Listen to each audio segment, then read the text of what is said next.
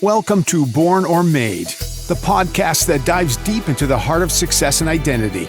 Are the traits that define us as leaders ingrained from birth, or are they carved out throughout our experiences? Join your host, Anne-Marie LaTulip, as we ask these questions to some of the most insightful and inspiring entrepreneurs of our time. Each episode, we explore their journeys, the decisions that shaped them, and how they've molded their own paths to success. So whether you're an aspiring entrepreneur, a seasoned business owner, or simply curious about the interplay between nature and nurture in professional growth, you're in the right place. Get ready for compelling stories, transformative insights, and a new perspective on what it really takes to make it in the world of entrepreneurship.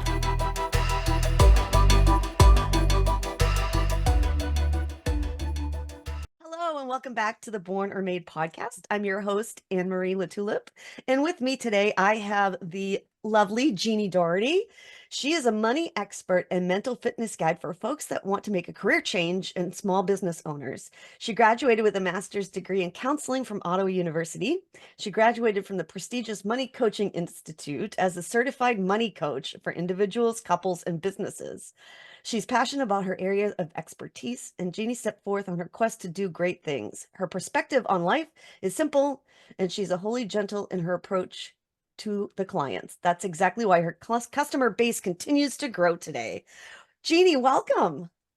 Thank you. I'm so excited to be here, Anne-Marie. Yeah, I'm excited to have you, and I'm excited to hear all of your thoughts and talk about money because money is good. We like money, right? Money is good. Yeah. So tell me, or tell us, I just said a little bit about you, but I'm sure there's a lot more. I'd love to hear more about you and how you ended up where you are now.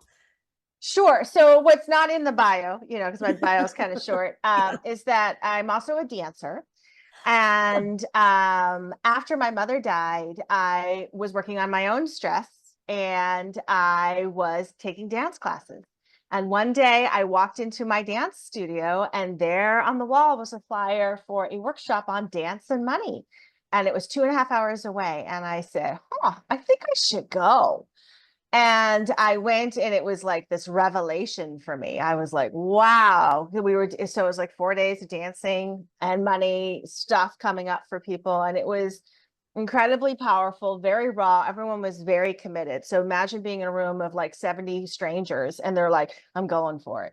And so it was just a really, I don't want to maybe use the word sacred, but it was definitely intentional. That's intentional experience. Yes. I'm really curious about how they intertwine dance and money. How did that work? Right. Yeah. So I definitely get some kickback. That's my word for it, feedback from people who are perhaps more spiritual or more mystical, who don't want to talk about money, don't think money has any place in spirituality or higher wisdom or anything of that nature. But I don't think that's true. That's my opinion. And that's, I think, one of the reasons I really gravitated towards this workshop is money is just a thing. All it is just a thing. But our entire life story goes into this thing. So whether we're going to be rich, we're going to be poor, we're going to be funny, we're going to, be able to take care of ourselves in our old age. Are we going to be basically a Scrooge? Are we going to be the highest condemning mystical Mary that tells everyone they need to really work with what's happening that's going on out here, whatever that means. And I think that's how we fool ourselves and trap ourselves into all kinds of conundrums. So dance, in my opinion, is a way to get you out of your effing head and into your feet. Why do you want to be in your feet? Well, you're moving around the room. You might want to know what your feet are doing so you don't crash into people, stop at the random places, and keep yourself breathing. All emotional states are moving. So if we are feeling broke or down or upset or worried or whatever we're feeling when it comes to a financial transaction or one that's coming down the pike, that we can move with it and maybe we can find a solution. So that's kind of how dance and money came together for me. That is so interesting. Thank you. Just a side note, what kind of dancing did you do? Because I also was a dancer for a long time. Woohoo! Yeah. Well, here's even a weirder story about dance and me. And that is, I wanted to take dance as a child, but my mother and father said no. They were dead set against it. No arts for me whatsoever. I mean, I had art in school, but they were like, we're not paying for extra classes or anything like that. And they didn't do it for my sisters either. So it was just no. And they wanted us to do sports in school. They thought we needed to understand teamwork better. And that's not a terrible message for parents to give your kids. So I was like a kid who like would turn on the ballet, on TV, and I would dance around the living room in my own sort of silly thing. I would go dance in my room and do my silly stuff because I didn't know any other way, but I always felt better. And then I got older and my father passed away. He passed away. Both my parents passed away from Alzheimer's at different stages Oh, of my no. life. Yeah. Yeah. And I was like, I really want to take a dance class. I was like, why am I saying I would love to do it, but I haven't done it? So I Yeah. started dance classes in my 20s. I love that. I love Yeah. that because I have I have kind of a similar story actually. Oh, tell me. So when I was very, very young, my parents put me in dance. I'm talking like maybe 5 or 6 before I really Wow. even knew what dance was. But then I was also in baton. Oh, yeah. This shows my age, right? So my parents made me choose dance or baton, and not what was I was 6. Of course, I picked baton, so I couldn't do dance. And it turns out, had I done dance, I probably would have had a much more successful career because I had a career in dance, but it was mostly self-taught, just from Wow. just from what little I did know. So it's kind of like, why would I pick baton? That's really going to get me far. Yeah. Well, I mean, maybe it was easier. Yeah, maybe. But yeah, no, I can appreciate that. And teaching yourself to dance as an adult is not easy. It wasn't, and I wasn't very good. I still don't consider myself a great dancer by any stretch of the imagination, but I am willing to go out on a dance floor and try. I am willing to dance and learn something new. I'm willing to go be happy and free just to go do it. Just because, I mean, I still feel like we've all survived a pandemic in some way, shape, or form, right? Yeah. We're all still here, right? And our lives are dramatically different, but our freedom, that feeling of freedom that I get when I dance, is priceless. Yeah, No one can take that from me ever. that's amazing. Now, do you ballroom dance as well, or? No, I've never done ballroom dancing. It's on the list, but Yeah. it's never something I've been called to, not because I don't like the structure and the beautiful dresses, but one of the things that I really wanted was just to dance for myself. I wasn't looking to compete, and that there's nothing wrong with competition. Right, sure. Competition is a good thing if particularly if you want to get better. It's good to compete. But for me at that time, I just wanted to dance a lot of my grief, and I wanted to dance more joy and happiness because I wasn't feeling it as much. And that to me is what makes me have energy. And when I have energy, surprise, I have money. When I'm running around on fumes, like many of us do, trying to make money or paying bills or whatever it is that we do, there's usually not a lot of money coming in because you're in a place of like, Yeah. mm-hmm. I want to talk about that a little bit more. Sure. But let's put a pin in it because I want to go back and ask you what happened. Yeah. What happened after? So you went to that workshop. Yeah. Okay. Now, prior to that, Yeah. had you ever done any money mindset work before? Yes, Oh, I okay, had. I had okay. done some money mindset work, and I often struggled with it, not because I didn't understand it or it was like I could get like a few days in and then it would kind of fall apart, and then I would do maybe like a week, and then it would just kind of and then I got better, and it would be like a couple of months and I was doing great, and then it would just tank again. And I just was like, I don't know what's going on. I didn't know what was wrong with me, but I found my way through. And what really worked for me was not giving up. Like I just kept treating it as there's going to be an answer to this for me. I will find a way. And then all of a sudden this magical workshop showed up, and I was like, I want to be a money coach, because that's what I decided to do after the first workshop. Was I wanted to sign up for a year of personal development just for myself, just so I could see what I could do. And what I realized, I was incredibly hard on myself. I often stopped myself from making money, emotionally speaking, not as like we hadn't even gotten into a money conversation. And it wasn't making me happy what I was doing. So I had to make some changes. So I was like, oh, now I'm starting to get this. And it wasn't like silly pie in the sky, kind of like just think and grow rich. Yeah, that took that guy 10 years. Okay. That was wonderful. What do we do in the meantime? That was always my question. Well, what do you do in the meantime? Yeah. And now I have those answers, and I didn't have them then. So, but it was just really, it was a problem. I knew there was a solution for it, but you know, like a lot of people can manifest things left, right, and center, but if you really want something, sometimes the manifestation doesn't show up right away. Might take you some time. Yeah. And I find if you don't give up on the manifestation, it's really good.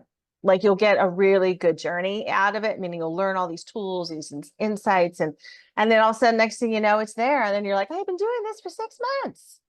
I thought I couldn't do it past 2. Yeah, that's so interesting.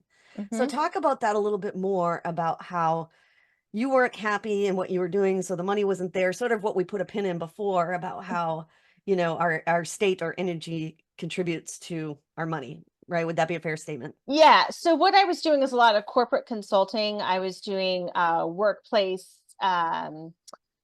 violence. I was dealing a lot of trauma and training and stress. And so it was really high level energy stuff. But then, you know, like these companies would put stuff out, and then like either nobody would show up, and then they'd have to cancel the training, or they would, you know, always come in and like just make everyone happier. We called you here, but we're not going to do anything you tell us to do, which is, you know, hey, here's a better way to message this, that, you know, the next time they're asking about that, or here's a better way to do this. Like it was, and this is all pre-pandemic, by the way.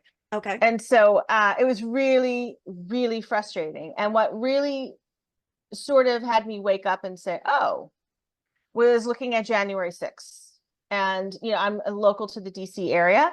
Oh, okay. And locally speaking, we all knew this was going to happen. It was forecasted all over Twitter. I mean, it wasn't like surprise. We knew this was all coming, and us as locals knew to stay out that day, because we knew that there were people coming from out of town. And just as a bit of a frame of reference, in Charlottesville, when, you know, there were other folks who showed up, and I'm keeping this as neutral as I can. I'm not trying to get political. No worries. Yeah. And a lot of the locals knew, but they thought it was like their place to come forward and stand up to, and I don't disagree with it, but then people died. So, Yes. you know, what happened in January 6th, the community here was like, we're going to stay out of it and let the police handle it. And I think that was smart for the civilians, and it was terrible for what happened to our Capitol Police. So, it's never an easy answer. First of all, when you find out information, what do you do with it? Well, do you follow it or not follow it? I don't know. But for me, coming through that whole process and knowing that, you know, locally we were like, it's on Twitter, on my phone, here's what's been broadcasted from a certain individual or individuals. Here's what's not getting done, because we all can see it. We're local. We know. Yeah. Right. And, you know, so it was quite an interesting process. It was like 6 months to like almost a year later, then you hear on the inside about the police talking about how they were impacted and who was injured and all this other stuff. And we're like, So it's right there that I was like, this isn't against corporations or government. This is just me. Sure. This was me saying, you know, what would make me happy? What is something I could do for another, I don't know, 20, 30, maybe even 40 years of my life that would bring me joy, and I can bring the joy to them. And because I hadn't started really the money coaching business at that point, I just was really passionate about money, and I was doing better, and I enjoyed what I did. And I was like, still on my journey of exploration. Yeah. And then I was like, you know what? I think it's time I do it. So that was 2022. And I decided to open up my money coaching business. And along that way, because of the pandemic, is really when I also fell in love with the concept of mental fitness, because the way people talk about money, the way people handle their money, the way they make money decisions, they're often a little off. So Yeah. they could be flat out crazy, but usually it's more like they're just overwhelmed, they're stressed, and they don't know what to do. So they just do what the old pattern is. And we know with neuroscience, it's a lot easier to rewire, this is my phrasing for it, your money brain than sitting around and waiting in therapy, hopefully getting someplace when you have a therapist, because that's a little known secret. A lot of helping professionals are not always solid with their money, particularly in their business. So it's like you're the blind asking the blind, can you lead me? I don't know where the money is. And they're like, good question. I don't either. So that's not good all the time. Now, I'm not saying every therapist or counselor, social worker, psychologist, psychiatrist is like that, but more than one of them is. So it's something you have to pay attention to. And I'm not saying people who walk around in gorgeous outfits and have expensive cars are wealthy and everything's put together. No, that's sometimes can very much be an illusion. But to me, as somebody who pays attention to the way people speak, the way they handle their money, the way they talk about their decisions, that's a very different energy, but it's also a very different presence. So like Warren Buffett, and you can love or hate him, again, depending on your money point of view. Most people respect the hell out of him because he did like basically one thing and he just kept doing it. Now, mind you, he didn't start off broke or poor. He's not as self-made as he pretends to be, but he knew what to do to keep making money. And that's why people really like it. So when he talks about money, he has that money presence. Okay. And a certain somebody who's currently running, I won't mention mention them, pretends to have a money presence, but doesn't actually have the amount of the presence that they say they do, which is a big illusion that a lot of people fall for. And it's not just them, that person who's running. There's other people who are like that. And that's all money psychology. It's all how you talk and think and handle your money. So for someone like me, who's now I'm realizing way more savvier than the average person when it comes to money and money psychology, I'm looking for the people that I want to partner with in my business, and also the clients I want to help are the ones that have, if you will, that capacity to make money, and they're looking how to do it consistently and to do it in a way that makes them happy, and they want to be able to hang on to it. So it's not, because you can make money. All of us know this in America. You can make money, but you can lose it just as fast, like Vegas odds or on the stock market, if you're not paying attention to what you're doing, or if you plan everything on an illusion without any knowledge, and that's what you get. Yeah. So that's why influence is such an interesting thing when it comes to our money on social media. Because our attention is all about, do you like this person's story? Again, I don't know what the story's about, but do you like it? Do you want to give more of your time, which is part of your money, to this attention, to this story, or to this comment, or to this? And I feel like those of us who might be a little bit older than, say, millennials, are a little more savvy, and this isn't a dig against them, but we're a little more savvy with our social media in some ways. Like some of us may only have one account. Some of us may only talk to family. Some of us may run a business, but we've kind of either hired somebody or found an automation, so it makes our life a little easier to communicate with people we would like to talk to. But I still feel like the minute you open the app, it doesn't matter which one it is, TikTok, Instagram, Facebook, LinkedIn, you have to know what your intention is every time, because it can suck your money dry trying to make the algorithm work for you. Or you can focus your energy and be like, this is what I'm going to talk about. This is what I'm going to say. And I'm going to repeat it.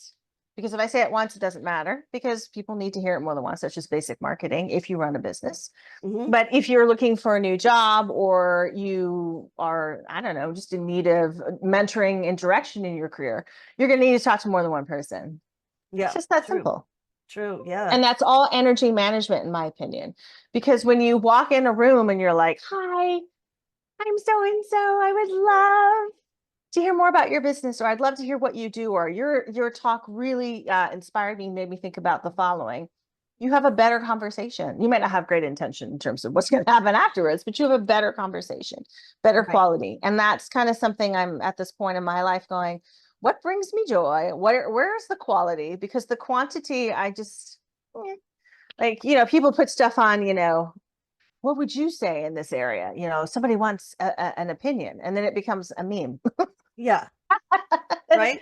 you're like, well, how'd that happen? And people are Yeah. like, we can talk through memes. Well, we can use our words.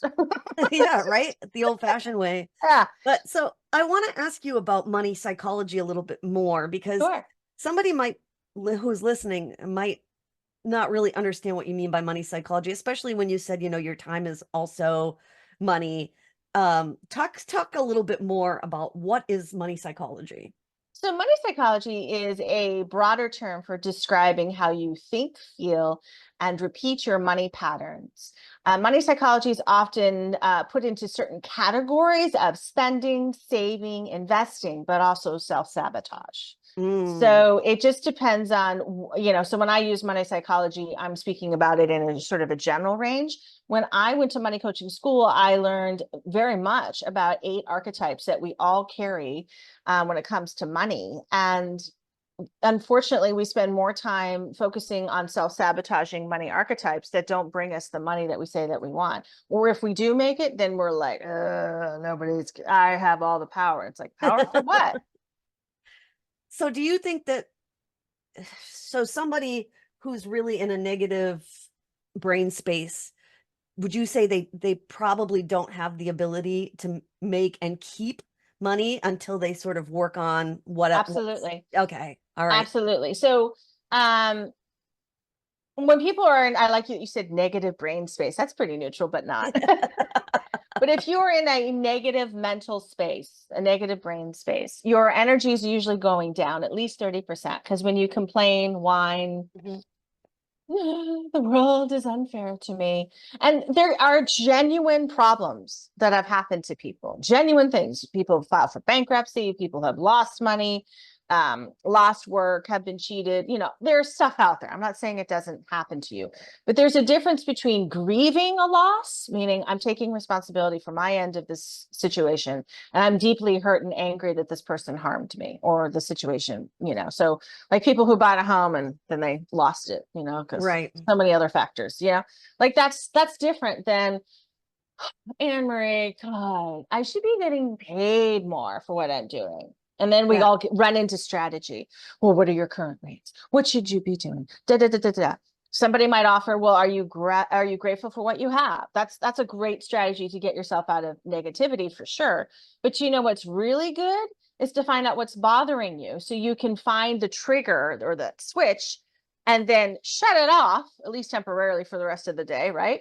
And then find out like where you short circuit, because when you can find that, then you don't have to keep this pattern of like, oh, I'm so overwhelmed. These people are terrible to me. I'm not getting paid enough. Yeah. And people are like, oh, well, I don't know. Get a different job. Do something different, right? It's all the external. But true money making is an internal process. It's about understanding your own internal money wiring and then rewiring the stuff that's not working for you. So again, if you're a super amazing person at business and yet have no personal life, that's easy to rewire if you choose it. It's easy to rewire feeling poor and broke into wealthy if you choose that. That's so interesting. Because and it's funny because I was talking to somebody yesterday I had on, and she was also talking about rewriting and creating new neural pathways. Yes, exactly. So it's interesting that we're having this conversation, but how would you tell if somebody came to you and said, oh, I want a better money mindset, I want your help, but how can I be rich even in my mind if I'm poor, if I literally have no money? Like, so talk about that. Yeah. So just this is part of the reason why I think I failed. Well, not part of the reason, this is the reason I failed when it came to money mindset, is that money mindset's only about 20% of the work. The real money lifting, the real money power is the other 80%. So if you are looking at your life by this duality of, I want to be rich, I want to live in a big house, but I don't want to be broke and I don't want to be poor all the time. What money mindset says is, well, just imagine and be there. You can. You're welcome to do that. That may work for you, but it's probably going to take a long time. What I encourage people to do is to say, all right, let's take a moment, let's get centered, let's get focused. What's the thing you need to be doing right now? Do you need to go pay a bill? Do you need to make a phone call? Do you need to call somebody about something else? Do you need to plan some time off, or do you need to just go hustle and make some money? Because that's usually where people are thinking if they're really poor. Yeah. And then I have them start tracking their money, because there are people out there who don't spend foolishly. They don't, but they don't have enough coming in to cover all their expenses. So that's when you have to be like, do you need to have a conversation with a family member? Do you need to apply for a loan? Do you need to, look into a special program or something like that, like with the utilities company? Do you Yep. need to get a second job? What is it that you need to do? Get a side hustle. And I've met people who are like, I'm a single mom with 3 kids and I absolutely refuse to work a second job. And I'm like, I never said you had to work a second job, but more money needs to come in for you to cover your bills, and you want to have more time off. So in some cases I look at them because they tell me they have no money making skills, right? I don't do anything, I just work, at this job and I don't like it and I don't care. Yeah. And I'm like, have you thought about getting a richer boyfriend? Because there are people, or girlfriend, there are people out there that are intentionally with somebody who's wealthier so they can take care of them. And I'm not here to judge that. I'm just like, hey, if that's your money psychology that works for you and this other person, they're happy with it. There's some people out there that this is just what they want, and other people are looking for that. They're like, I'm happy to give you money if you and I are dating. Great. Yeah. I'm helping your kids out. That sounds cool. They're fine with it. Yeah. Okay. And if you're like, I would never find somebody like that, or I don't want that, then that tells me that you have a different money psychology that's telling you that you need to do something different. You probably have an idea what it is, but you're not ready to do it. So therefore you keep repeating the cycle of I'm stuck. Yeah. Interesting. Yes. Yeah. A lot of times we get what we ask for and then complain. Right. And money is a great reflection back to us because it's just a thing. It's just a thing. And you mentioned self-sabotage earlier when you were talking about the, what did you call them? The 8 money archetypes. Archetypes. All right. Can you explain what that means? Yes. And then I would love for you to talk about self-sabotage when it comes to money, because self-sabotage, happens everywhere, right? Yeah. In our daily lives. But when it specifically comes to money, I'd love to hear some of your thoughts. Yeah. So the 8 money archetypes, if you will, are like 8 roles that we can play when it comes to money. So it can come to this place of being very innocent and new and kind of dependent, which is often who we are in childhood. But then it can move into powerlessness, which is like the victim or the martyr trying to control everything. There's a lot of family members out there that are like watching the dime and, well, Anne-Marie, I have to give you money because I know you can't make it on your own. Like that's a form of martyrhood because I'm self-sacrificing to make sure you're okay because you can't do it. And that does happen a lot. So I'm not saying that happens in every family, but I think we all know a money martyr when we see it. We're like, yep. Oh, okay. But there is also people out there that are just, they're very goal driven. They are ready to go. That's what we call like the warrior, which is the external piece, which again looks like money making. What it is action. And the action can either be positive or it can be incremental, or it could be like super fast. Maybe you'll burn out, but it could be super fast. Or it's going to be like, there's no rails. I'm going to be number one and you're going to listen to me. And everything has to be, my way or the highway. And I have money and don't you ever tell me I don't have money. That's what we call sometimes like a money tyrant, which a lot of times people refer to as a narcissist. Could be. Yeah. I will say it could be because we're only talking about money. It's not a personality type, so it could be. But then there's, people out there that are incredibly magical. They can just manifest money and they can be detached from the outcome, knowing they're taking the right steps, meaning they have enough warrior in them to make the right steps, but they're not, too worried. But they're also not foolish, meaning like, oh, what kind of trouble can we get in today, Anne-Marie? Let's go. Yeah. Let's go. Right. Come on, let's get on a plane. Let's go to Vegas. I'm feeling rich today. Let's go. Yeah. Like that's an extreme example, but people gamble all the time with their money. And I don't mean like in the official stock market or, the ponies, if you will. I mean, like they make decisions and all the time. And healthy risk tolerance is, knowing how much you have. What is your style? Are you conservative, aggressive, whatever? Most people are conservative to moderate, especially if they have a family. They're like, I'm not looking for Yeah. anything crazy. Right. But a person who's a bit like, I need excitement, they will do that.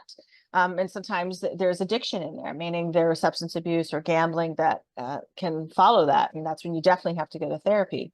But then, there is that beautiful artist who is like not even attached to the money, as I gave the example in the beginning, somebody who's very spiritual, but poo-poos the money piece. That's just 3D nonsense. Well, if you want to eat on this planet, somebody's going to be paying for your meal. So it just depends on how you want to handle that. I don't have the answer for you. If you just want to be a monk in another country and have people pay, because that does happen in the East, that people come out with their bowl of rice and you get a bowl of rice and that's it for the day. So, somebody paid for that, but you don't pay for anything. But you will be doing some prayers for everyone, just so you know. That is a form of payment. Right. But and then they're like, what? And you're like, how about that? Or you could join a convent, Yeah. or the priesthood, whatever you want.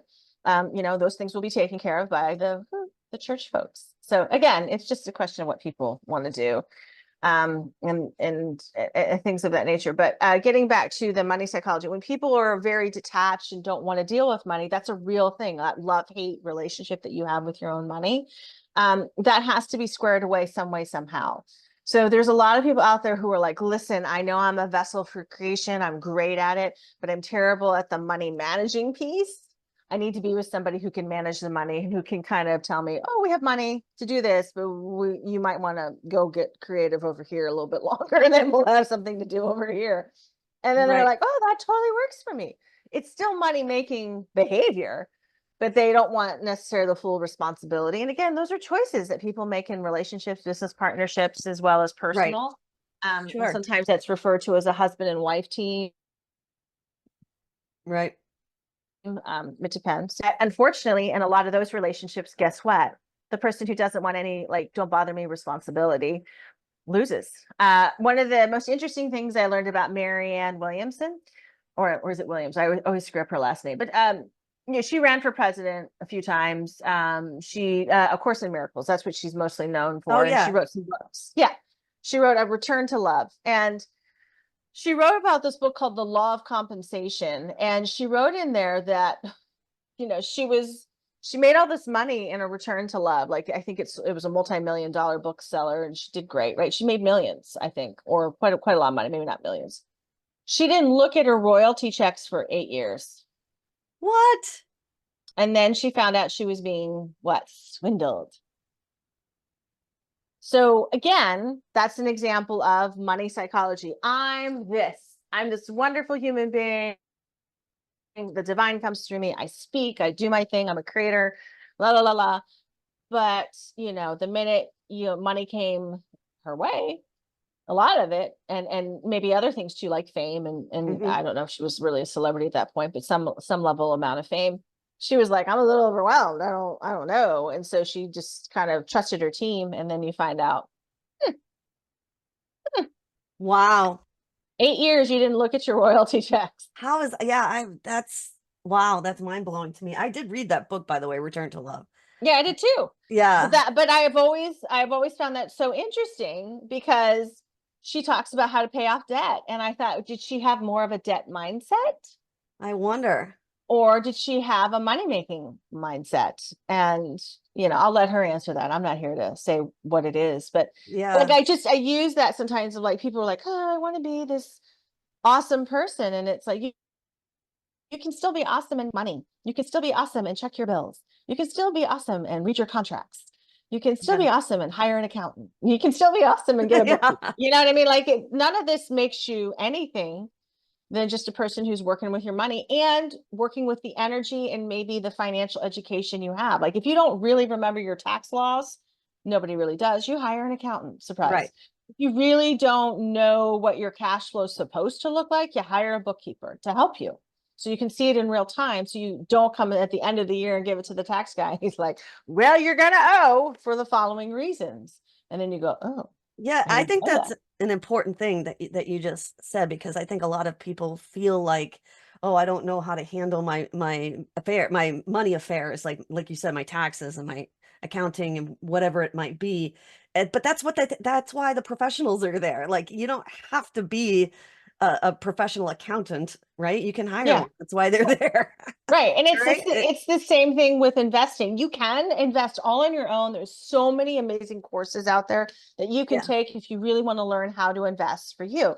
And even crypto courses out there, if that's something that, really, or NFTs, whatever Mhm. excites you, right? But what happens is that people start in, this is also their money psychology, into the course, and they go, I don't care. And then they go make a decision, and then they lose money, and then they're like, I should buy another course. It's like, maybe finish the one that you had. Yeah. Maybe get to the end and see if this was worth your money. No, I'll just get another course. Okay, so they buy another course. And then they kind of know, kind of don't know. And you're like, have you thought about hiring somebody? Since you have some financial knowledge, why don't you hire somebody so you can Yeah. talk about these things? Yeah. Absolutely. People are kind of here, kind of there. Yeah. No, and I am the first one to hire somebody if it's not in my wheelhouse, then and I think that's important to understand, that you can't do everything, and that applies to everything. That applies to anything and everything, So, but anyway, this is fascinating stuff. I love hearing about this stuff. Is there Good. Yeah. So tell me, is there anything coming up new on the horizon for you? Anything exciting? Yes. Okay. So I had been working this summer on my money making course, my very first one, just talking about some of the money archetypes, your money psychology, what you need to be doing, where you need to be a money maker, not what I call a money wisher. Like, Yes. really want money in my house. What are you willing to do? That's my number one question. What are you willing to do to have money come in your life? And as soon as somebody answers it, I go, huh? Now I know what your money psychology is. Yeah. Right. Hello. And then I'm also doing a beta test of my money boot camp this fall. So if people are like, I want to try a money boot camp, so I'll explain it. It's 90 days, just about under 90 days. And it's going to be group. And so it's like, you're going to be in this wonderful container. You're going to be actually actively working at rewiring your money brain for 10 weeks, which is just under 90 days. And it's there to get you to a place of like, oh, is that what I do with my money? Because every person who signs up for the money boot camp and the money making course, they make more money in 30 days. They find it. It shows up. People give them money. So it's being in an energy that money will come to you, and then you get to make decisions on what you want to do with your money without freaking out, without ignoring it, avoiding it, putting the responsibility on somebody else. So, because why? Wow. Well, Why would you do that? Yeah. That's exciting. Yes. That's two really exciting things coming up for you. So I'll Yes. definitely make sure I'll put that information in the show notes so everybody can keep Yes. up with what you're doing and when those things are starting. Did you do you have a free gift for my audience, or? I sure do. Yeah. So, Okay. what I do is I offer, it's a 147 value, but if you want to take my money type, what I mentioned, the 8 archetypes quiz, you can do that on my website. And then you get to find out where you score. And if people really want to talk to me, they can for about 15-20 minutes, and I can tell you what your score means. I can tell you, some simple strategies if you want to change that. Awesome. Okay. Well, I'll put the link to that in the chat. Now, at the end of every episode, I always fire up a few random questions. I don't know if you've seen any of my. Yes, I saw. I liked it. I was like, "Ooh, this is gonna be fun." Yeah. Go ahead. So sometimes I'm switching them up, but sometimes they're the same. So I'm just gonna. If you had here, I'm gonna switch this one up a little bit. If you had the opportunity to go in a submersible and see the Titanic wreckage under the ocean, would you? No, it's already been seen. Right.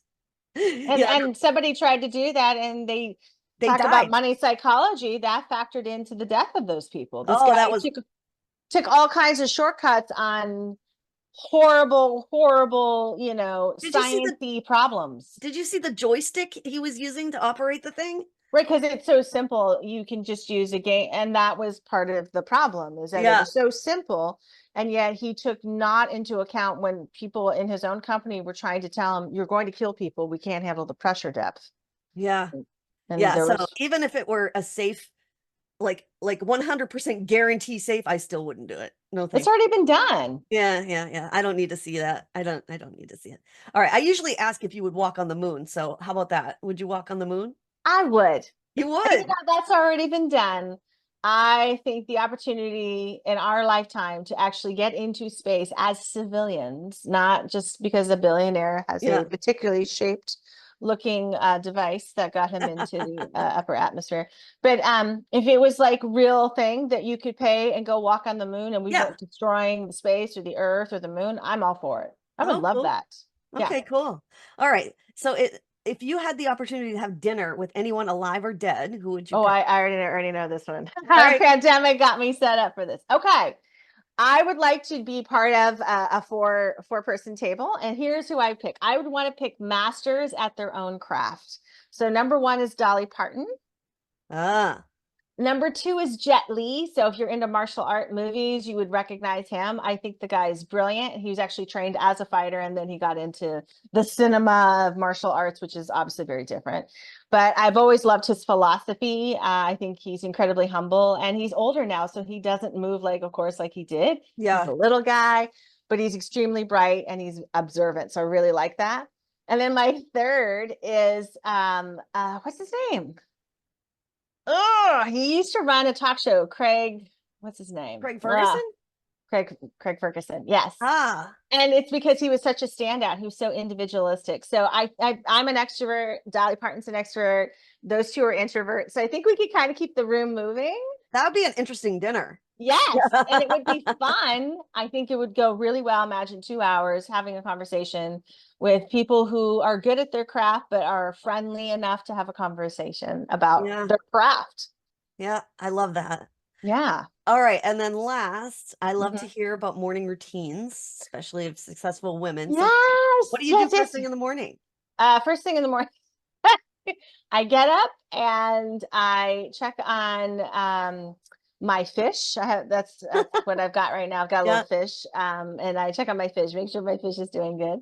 And then I begin my yoga routine. That's really important to me. And so it's a lot of stretching, but it's also meditation, gets me in the right mindset, but it also helps stretch out my whole body. So I get a full body Yeah. workout. Then I start my breakfast. Oh, I forgot.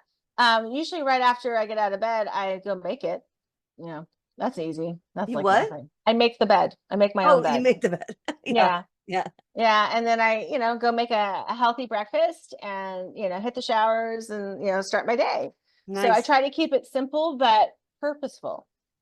Yeah, I like the yoga meditation. I was actually just talking to somebody about that yesterday, that's something I might try in the morning. Mm, I also heard that after you work out, somebody told me an interesting fact that after you're your smartest, like I forget what she said, but like maybe an hour after you work out or something I like believe that. that, Yeah. you're Because you have your the most smartest. blood flow. Yeah. Yeah. So I'm thinking, oh, maybe I should work out in the morning. You know what I mean? So that's interesting that you say that. Yeah. So, well, Jeannie, this has been so much fun. I'm thankful that you came on and were able to share all your wisdom about money. Yeah. Thank you. Yeah, so we'll keep an eye on you and keep following you for all your exciting things to come. Thank you. All right. All right, everybody. Thank you for listening to the Born or Made podcast, and we will see you next time.